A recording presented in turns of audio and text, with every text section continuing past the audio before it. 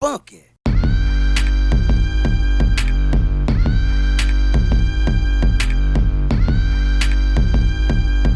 About the basketball season starting in Orlando and how that's, they're starting to call it the bubble now.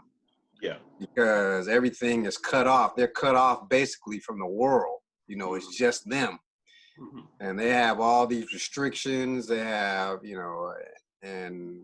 they're like, it's going to be kind of tough. It's not going to be easy. Mm-hmm. People think it's easy to stay in hotels like for weeks at a time. They're going to be playing back-to-back games, food and, just the whole nine, all the stuff they're going to be going through to stay in this particular bubble.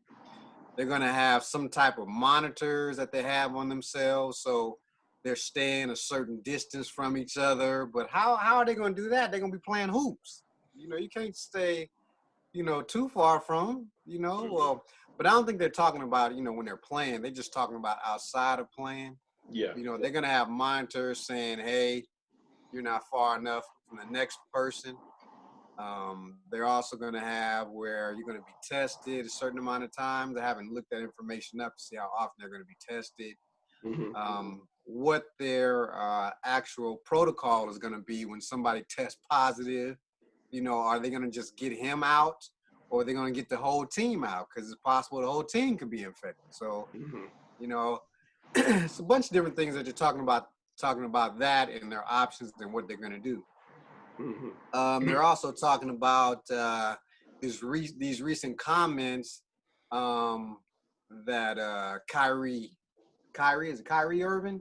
Yeah, Kyrie Irving. Yeah. Yeah, he has a completely different stance about playing. And, Well, he's not gonna play. So to me, I'm gonna be honest. I don't care what Kyrie says because you're not playing. You're injured. You're not gonna play. Yeah. So that's exactly kind of what they're talking about. Does what he say have any type of weight? Because he's not gonna play anyway. Yeah. He's hurt, and what's his name?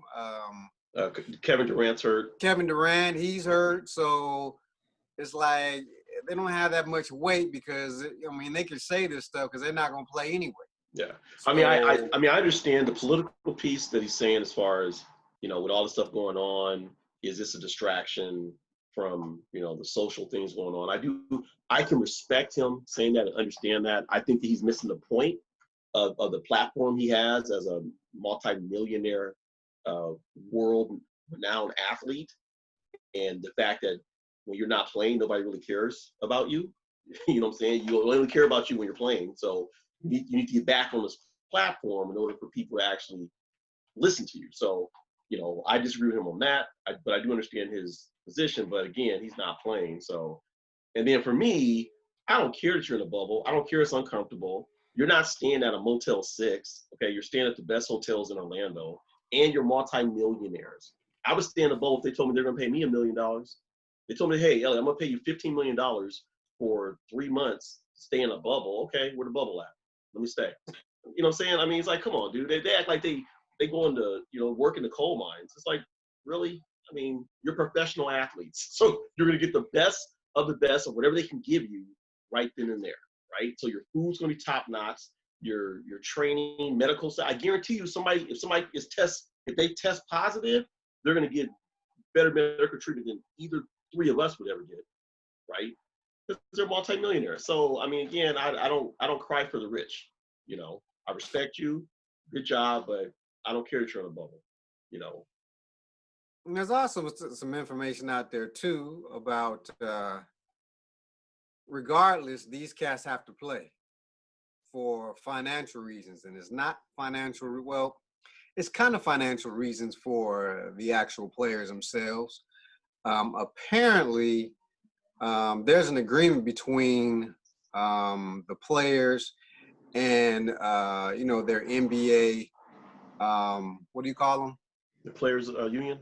Yeah, the NBA Players Union or whatever. They actually have to play a certain amount of games, or they have to adhere to whatever their agreement is with ownership.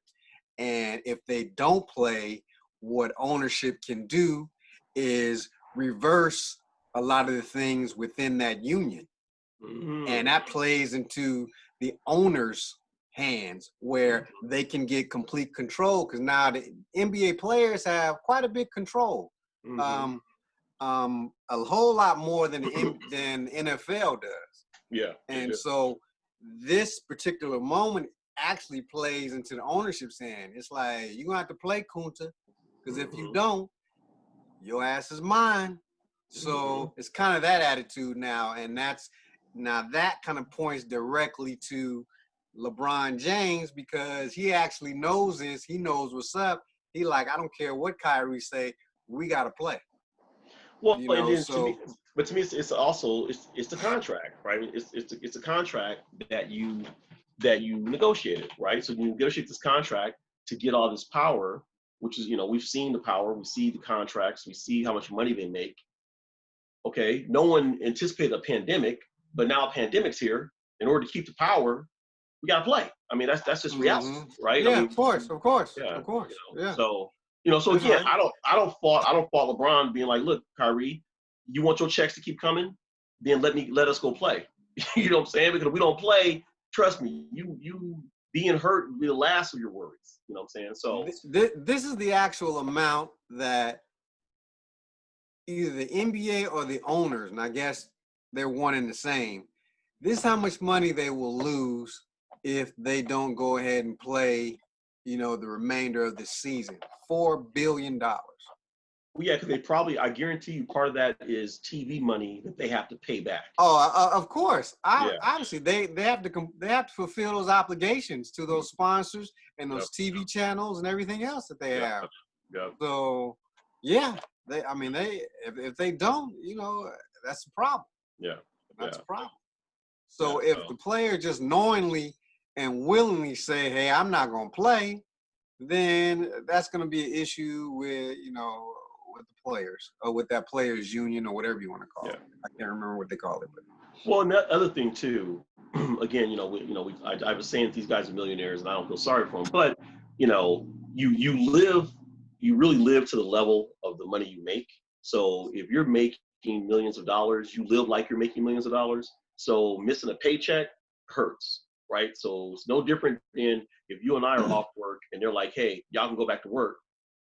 We're gonna be like, "Okay, we gotta go back to work," right? Because I need to get a paycheck, right? You escalate that, and if I'm making $2 million a year, but I got a $15 million house, I got a mortgage that needs to be paid, so I gotta go play basketball. You know what I'm saying? So I can understand, that these guys financially, they need a paycheck. I mean, they cannot afford to sit out, the rest of the year and not get paid.